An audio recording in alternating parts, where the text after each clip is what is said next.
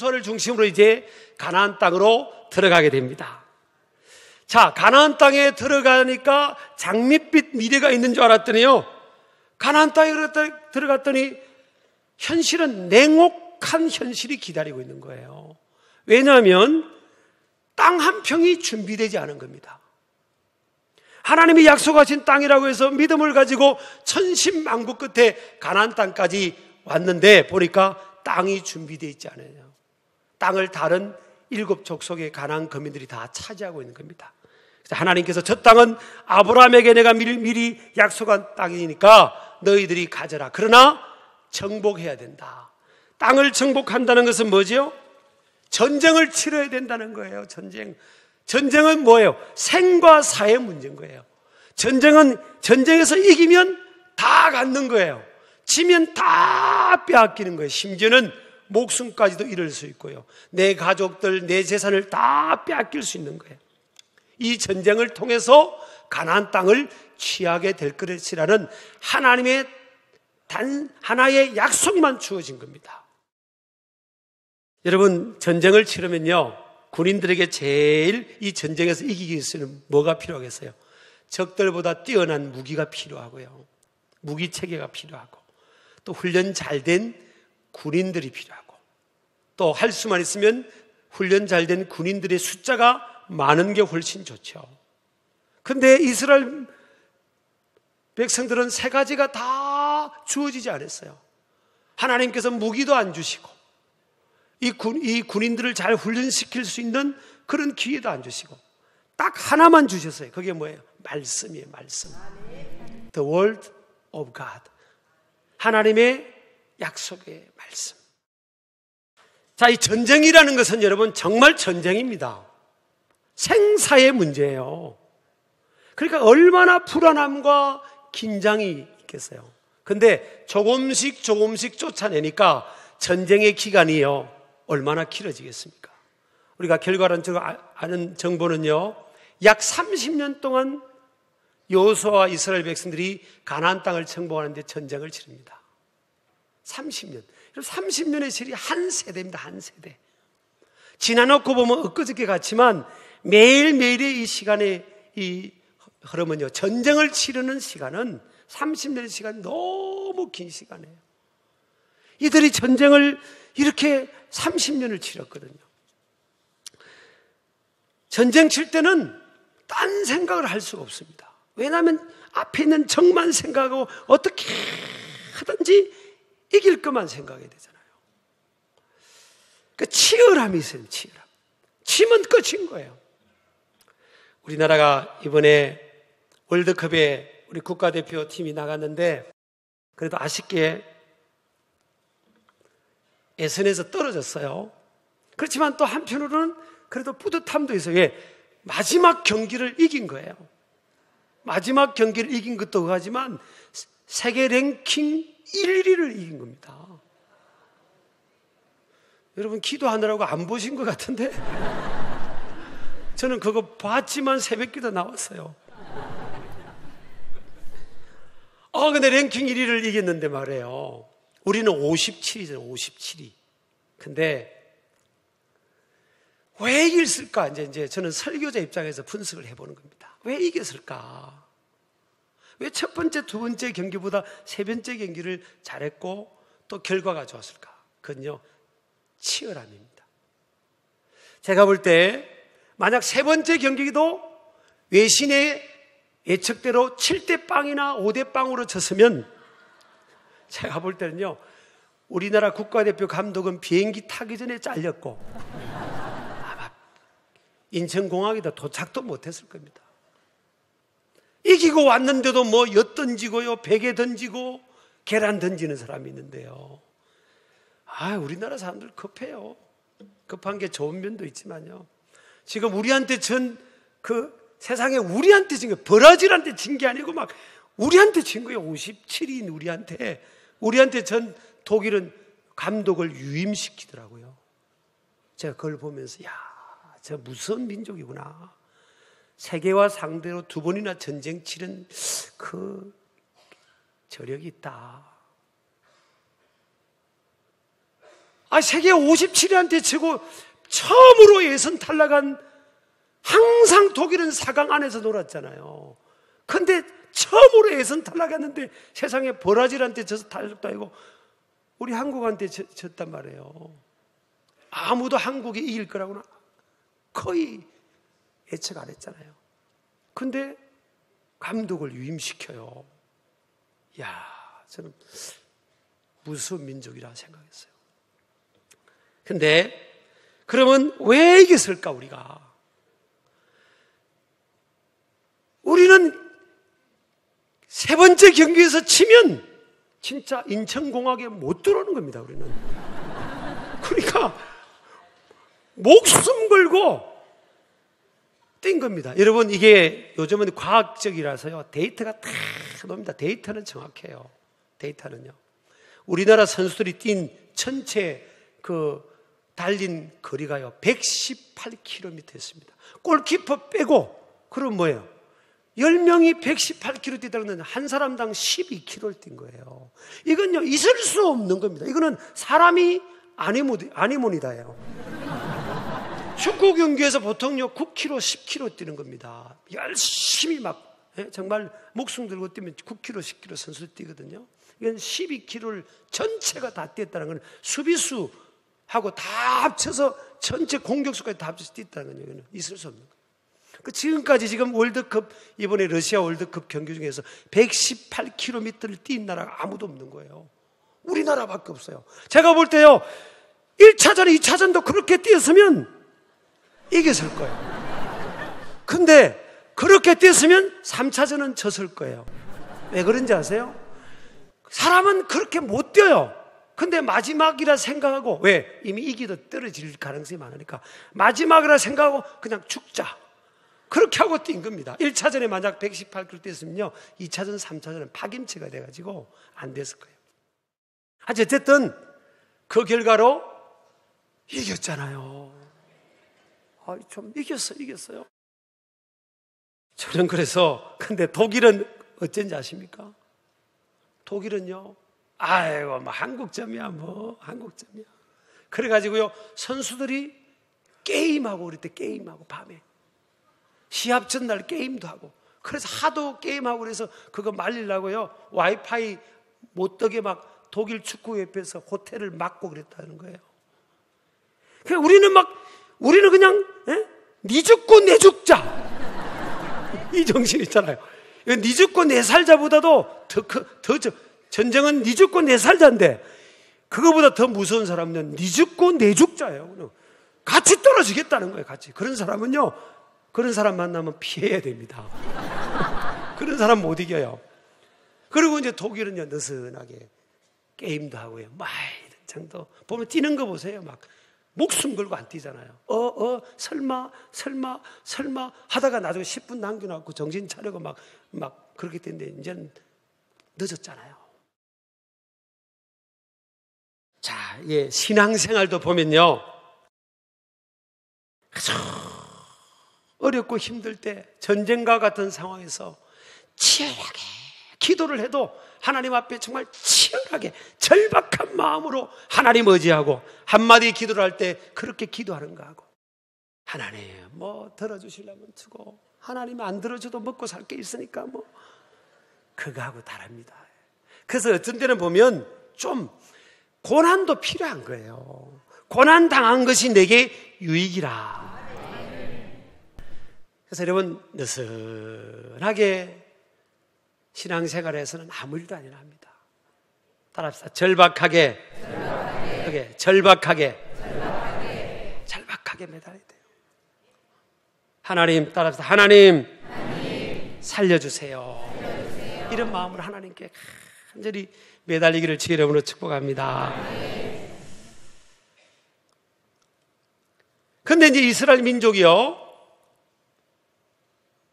드디어 30년 만에 땅을 다 정복한 겁니다. 땅을 정복했어요. 그리고 땅을 이제 다 분배를 합니다. 미리미리 정복한 땅도 미리미리 분배하고, 형제들이 차지할 땅을 못 차지하면 땅을 자기들이 차지했더라도 다른 형제들이 땅을 차지할 수 있도록 같이 전쟁터에 가져야 되는 거예요. 그게 전쟁입니다, 전쟁. 정말 전쟁이에요. 근데 하나님의 도우심으로 절박한 상황에서 이들이 여호수아를 중심으로 하나님을 의지했잖아요. 하나님 살려주세요. 하나님은 나의 도움이고 힘과 능력입니다. 그랬더니 하나님께서 뭐예요? 전쟁은 하나님께 속해 있다는 거예요. 사무엘상 17장 47절에 보면요, 전쟁은 여호와께 속한 것인즉 이기고 지는 것은 하나님의 손에 있다는 겁니다. 그래서 우리 인생이 누구 손에 빠져야 되겠습니까? 하나님의 손에. My times in God's hand. 제가 어릴 때부터 자라면서 기도할 때 무수히 했던 그 시편 기자의 기도 인용을 한 기도입니다. 내 시대가 주님의 손에 있습니다. 하나님, 사람들이 나를 어떻게 하는 것 같아도 내 인생의 걸음은, 내 인생의 생사복은 하나님의 손에 달려 있습니다. My times in God's hand. 그래서 하나님이 이스라엘 백성들 이기게 하셨어요. 자, 땅을 이제 다 나눠서 드디어 얼마 전까지만 해도 만나로 매일매일 광야에서 떨어지는 만나만 먹고 살았던 그들이요, 이제는 땅이 생기고 농사를 지니까 만나는 뭐예요? 내일이 기약이 없잖아요. 내일 끝까지 모으는 순간 만나가 썩어져 버리니까 그냥 매일매일 하나님 의지해야 되는 겁니다. 여러분, 만나 때가 신앙생활로는 좋아요. 고난 당하는 것이 어쩌면 우리에게 유익입니다. 유익. 여러분, 뭐 아멘 하면 고난이 올까봐 지금 두려워서 아멘도 안 하는 것 같은데, 고난 당하는 게 우리에게 유익이라니까요. 신앙적으로 유익이에요. 신앙적으로. 우리 아멘 하시기 바랍니다. 이를 통하여 주의 윤리를 배웠다 하잖아요. 그래서 하나님이 어떤 때는 적당한 고난을 허락하고 어림을 주는 겁니다. 어떤 때는 사람을 통해 찔리기도 하고 환경에 찔리기도 하고 또 몸에 가시 질병이 오기도 하고요, 경제적인 문제가 오기도 하고, 이게 적당하게 하나님 우리를 찌르는 거예요. 그래가지고 정신을 차리고 하나님을 바라보도록 그렇게 하시는 거예요. 옆 사람 부탁하세요. 저를 좀 찔러주시기 바랍니다. 그래서 정신 차리는 겁니다. 평안하고 배부르고 등 따시 보세요. 그냥 기도 제목 없고 그럼요, 다 평안하면 좋은 게 좋은 것 같죠. 천만의 말씀이에요. 천만의 말씀. 그래서 보면 The Frog in the Carrol, 조지 바너라는 사람이 미래를 예측한 책을 썼잖아요. 거기 보면 개구리입니다. 개구리 한 마리가 자기가 제일 좋아하는 물을 만들어놨고 그 개구리를 놔뒀더니 개구리가 수영하고 노는 겁니다. 와, 내가 제일 좋아하는 온도네 하고 수영하고 노는데 밑에서 열을 자꾸 조금씩 가려주니까 죽는지도 모르고 수영하고 노는 겁니다. 할렐루야, 할렐루야 하다가 죽어버렸잖아요. 지금 여러분에게 느슨하고 내 삶 속에 아무 일 없고, 그게 아무 일이 없는 게 아니라니까요. 제일 위험할 때가 여러분, 아무 일이 없고 평안하고 풍성하고 그럴 때입니다. 저는요, 이게 또 듣기에 따라 사람이 어떻게 생각할지 모르겠지만, 저는요, 막 제가 목회하는 동안 우리 교회에 막 이렇게 돈 모아놨고, 저는 그렇게 안 합니다. 저는 돈 모여 있는 꼴을 보지를 못해요, 진짜. 지금 해야 될 일이 얼마나 많은데, 선교하고 구제하고 인재 키우고 막 이렇게 해서 막 자꾸 선순환으로 돌아가야지, 이 돈을 모아놓고 그러면 안 됩니다. 그거 막 주님 나라 쌓아놓은 것만 사실 남는다 하잖아요. 우리 아멘 하시기 바랍니다. 그래서 여러분, 어렵고 힘들 때 말이에요, 어렵고 힘들 때 그때가 내게 더 유익한 시간이다. 이거 잘 참아내시기를 주 여러분을 축복합니다.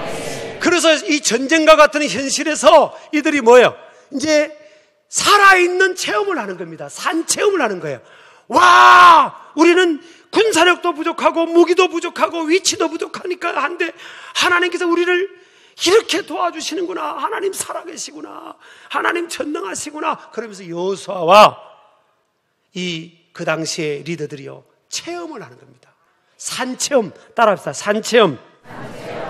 산체험을 하니까 여호수아와 그 당시에 여호수아를 돕던 리더들, 오늘 성경에는 장로라고 나옵니다. 이 리더들은 뭐예요? 리더들이 살아있는 동안에는 이스라엘 자손들이 하나님을, 여호와를 섬겼다 그래야 돼요. 오늘 7절 오늘 그렇게 나와 있잖아요. 여호와를 섬겼더라. 누가? 한번 읽어보겠습니다. 시작. 백성이 여호수아가 사는 날 동안과 여호수아 뒤에 생존한 장로들 곧 여호와께서 이스라엘을 위하여 행하신 모든 큰 일을 본 자들이 사는 날 동안에 여호와를 섬겼더라. 자, 여호수아와 함께, 하나님의 사람 여호수아와 함께 보았다는 건 뭐예요? 체험했다는 겁니다. 제가 전임 목회지에 있을 때 안식일을 몇 개월 줘서 저기 이탈리아 베네치아라는 곳을 갔어요. 베네치아를 제가 듣기로는 수상도시라고. 그런데 가보니까 진짜 수상도시더라고요. 사도 바울이 순교당한 곳도 가보고, 그래서 로마를 중심으로 쭉 좋은 곳들 가보면서 은혜를 많이 받았어요. 근데 베네치아 갔더니 진짜 바다 위에, 물 위에 도시가 건설이 된 거예요. 희한한 도시인 거예요. 제가 그걸 본 겁니다. 근데 어떤 사람이 저한테 와가지고 예를 들어서, 목사님, 진짜 베네치아가 물 위에 뜬 도시예요? 아닌 것 같아요. 난 그렇게 듣긴 듣는데 못 믿겠어요. 그러면 제가 뭐래요? 내가 봤어요, 내가 직접 봤다니까? 다 여러분들이 지금 아니라고 해도요, 만약 가정을 해서 제가 흔들리겠습니까? 제가 봤는데. 야고르죠. 그처럼 이들이 뭐예요? 이스라엘의 리더들, 지도자들, 오늘 성경 장로라고 되어 있는데 이들이 뭐예요? 봤다는 거예요. 하나님이 하시는 모든 큰 일을 봤다는 겁니다. 그러니까 얼마나 산믿음으로 무장했냐는 거예요. 그러니까 여호수아와 이들이 살아있는 동안은요, 이스라엘 민족은 끄떡 없었던 겁니다. 자녀들도 끄떡 없었던 거예요. 근데 8절에 보면 여호수아가 110세 때 이제 죽습니다. 그리고 20년 동안에, 약 20년 동안에 그 다음에 남겨진 리더들도 다 죽습니다. 그러니까 가나안 땅에 들어간 지 50년 때까지는 이스라엘 백성들이 하나님을 잘 섬겼어요. 왜? 살아있는 영적 지도자가 있고 리더들이 있었으니까. 그래, 이들이 죽고 나서, 떠나가고 나서 뭐예요? 오늘 10절 한번 읽어보겠습니다. 10절. 이게 심각한 말입니다. 읽겠습니다. 시작. 그 세대의 사람도 다 그 조상들에게로 돌아갔고 그 후에 일어난 다른 세대는 여호와를 알지 못하며 여호와께서 이스라엘을 위하여 행하신 일도 알지 못하였더라. 자, 다음 세대, 자손들을 다음 세대라고 해야 되는데 another generation입니다. 다른 세대. 전혀 색깔이 다른, 종류가 다른 세대가 되어버린 겁니다. another generation이 된 거예요. 다음 세대, next generation이 되는데 another, 전혀 다른 종류의, 정체성이 다른 사람들이 되어버린 겁니다. 혈통은 비슷한데, 혈통은 이어받았는데 신앙과 가치관과 세계관이 다른 사람이 되어버렸어요. 자손들이. 여호수아와 그 리더들이 죽고 나서 거기서 끝난 게 아니에요. 그들이 우상 숭배를 하고요, 세상을 섬기고 그로 인해서 하나님 앞에 징계를 받고 국력이 약해져서 자기들이 쫓아냈던 나라와 민족에게 오히려 짓밟히는 그런 상황까지 된 겁니다. 왜 이런 결과가 일어났죠? 여러분, 이제 첫 번째로 따라합시다. 자녀의 신앙교육에 실패했다. 왜냐하면 이들이 전쟁을 치르면서 살아오면서 자녀의 신앙교육이 얼마나 중요한지 그런 데도 알지를 못했고 여유가 없었던 거예요. 그러니까 이제 땅만 주면, 물질만 주면, 먹고 살 만큼만 주면 이들에게 최고로 해주는 거라고 생각한 겁니다. 근데 그거 줘봤더니 뭐예요? 하나님도 안 믿고 나중에 그 줬던 것도 빼앗겨버리는 겁니다. 자기들이 쫓아냈던 거민들에게. 여러분, 이 가치관의 문제입니다. 가치관. 자녀를 바라보는 가치관이, 자녀에게 가장 우선순위가 뭡니까?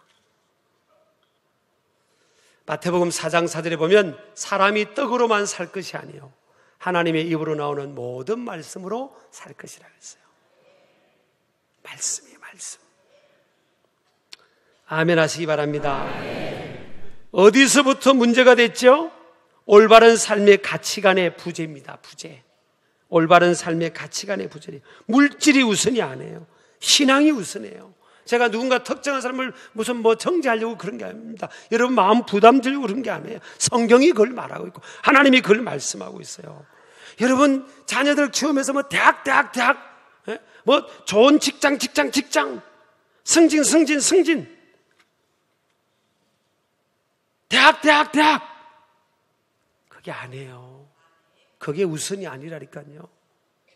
그것도 잘 되면 좋지만 신앙입니다, 신앙. 여러분, 그거 몰라가 나중에 가슴을 치고 후회한 일이 있으면 되겠어요? 신앙 무너지면 다 무너지는 거예요. 땅이 우선이 아닙니다. 그 다음에 자녀들과 함께 공유하는 시간이 없었던 거예요. 전쟁 치르느라고. 우리 인생도 그렇잖아요. 전쟁과 같은 세상이니까. 어떤 목표를 이루어야 되니까 자녀와 함께 예배하고, 예배당에서 함께 예배하고, 함께 은혜를 나누는 이런 시간들이 없었던 거예요. 이스라엘 민족이. 세 번째는요, 따라합시다. 부모 문제다. 문제 부모는 있어도 문제 자녀는 없다잖아요. 체험적 신앙으로 무장한 부모 세대를 세우지 못한 겁니다. 자, 저를 보세요. 여호수아와 하나님을 체험했던 그 세대가 떠나가도 여전히 부모는 존재하잖아요. 또 부모가 되잖아요. 근데 문제는 부모는 부모라도 앞에 세대 부모는 뭐예요? 하나님을 만나고 체험했던 부모고, 그 다음에 부모는요, 따라오는 그 뒤에 부모는 하나님을 모르는 부모입니다. 하나님을 모르면, 하나님을 만나지 못하고 체험하지 못한 부모는 영향력을 끼칠 수가 없어요. 살아있는 동안에 하나님 만난 저와 여러분이 영향력을 끼쳐야 되는 겁니다. 그래서 우리 교회가 청소년 연합수련회도 하고요, 어린이 부흥 캠프도 하고, 전교인 한마음 수양회도 하고, 이거 하나님을 우리가 만났으니까 우리가 살아있는 동안에 그들에게 하나님을 만나게 해줘야 되니까 그렇게 하는 겁니다. 저와 여러분이 살아있는 동안에 이 일을 해야 되는 겁니다. 내 자녀 손들, 또 이 땅에 우리 자녀 손들, 다음 세대가 다른 세대가 되지 않도록, 세월이 지나면 해결해 준다고요? 하나님 못 맞는 부모인데, 하나님 못 맞는 부모는요, 아무 신앙적 영향력을 끼칠 수 없어요. 여러분, 우리가 부모라면 여름에 하나님 만나야 됩니다. 우리 아멘 하시기 바랍니다. 나부터 먼저 하나님 만나야 되는 거예요. 내가 만난 하나님을 우리 자녀들이 보게 해줘야 되는 겁니다. 우리 엄마 아빠를 보니까 하나님은 내 눈에는 안 보이지만 우리 엄마 아빠를 보니까 하나님이 계신 것 같아. 오늘 여러분 이 7절 보세요. 여호와께서 이스라엘을 위하여 행하신 모든 큰 일을 본 자들이 사는 날 동안에 여호와를 섬겼다잖아요. 하나님을 체험한 사람들이 있는 동안에는 이 자녀들이 끄떡없다는 거예요. 여러분 아멘 하시기 바랍니다. 그래서 우리 부모들도요, 이번에 하나님 만나야 됩니다. 저는요, 전교인 이런 한마음 수양을 통해서 하나님을 더 뜨겁게 만나야 됩니다. 그래야 자녀 손들, 손자, 손녀 때까지 영향력을 끼치고 가마를 끼치고 역사하는 겁니다. 할렐루야. 여러분 어디 또 딴 데 여름은 영적 추수의 계절인데 여름은 무슨 계절? 요즘 물어보세요. 젊은 친구에게 여름은 무슨 계절이에요? 바캉스 계절이에요. 휴가 계절이에요. 그럽니다. 바캉스도 가고 휴가를 가란 거예요. 그래요. 거룩한 바캉스를 가자는 거지. 같이 자녀 손들과 함께 3대가 4대가 함께 모여서 거룩한 바캉스를 하자는 거죠.